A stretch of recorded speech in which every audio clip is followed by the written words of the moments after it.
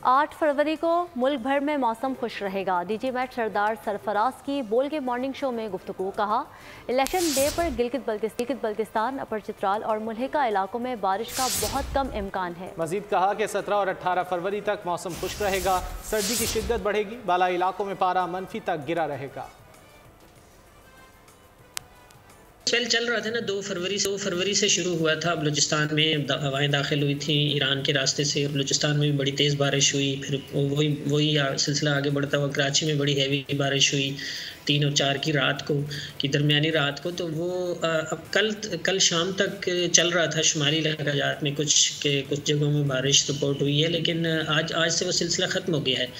आज 6 तारीख है, तो 7-8 आज से लेकर यानी कोई 17-18 फरवरी तक ये जो दरमियान के 10-12 दिन है, इसमें कोई ख़ास वेदर नहीं है कहीं भी। पूरे मुल्क में ड्राई वेदर है। कल ये स्पेल ख़त्म हुआ है बारिश का और बर्फ़बारी का। तो ज़ाहिर है बारिश और बर्फ़बारी वाली हवाएं जब गुजर जाती हैं मुल्क के ऊपर से, तो उसके बाद फिर कोल्ड एयर, ज़्यादा शिद्दत की कोल्ड एयर आती है।